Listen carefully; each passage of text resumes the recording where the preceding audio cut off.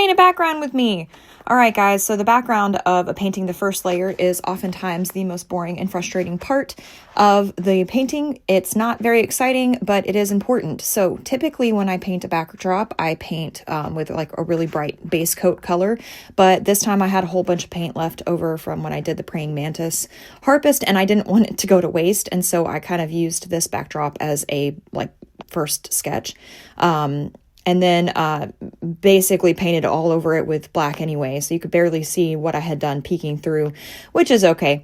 But basically what you want to do is you want to get that background on there, the first layer, so that it kind of informs your decisions for the rest of the painting. This first layer oftentimes gets covered up with not only detail, but just different decision making that you make along the way.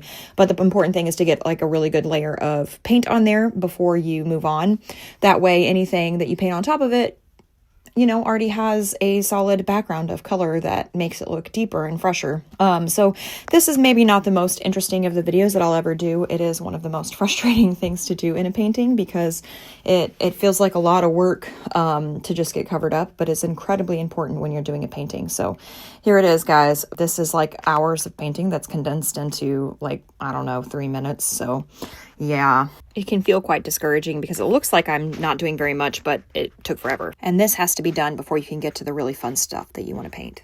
One of the cool things though about a background, like a base paint, base coat of paint, good Lord, my words, is that you don't have to be super precise. You can get a bigger brush, which I normally use a really small brush to do most of my paintings, but you can get kind of a bigger brush and just go crazy with it. And you don't have to be super careful or specific about where you put the paint. You can just kind of put it in globs. Now I'm lightly blocking in a path. There's going to be some trees coming up here. You can't see a whole lot because of the glare. Sorry about that, guys. It's a really dark painting. What do you think it's going to be? Did you peep the sketch at the beginning? See what it was?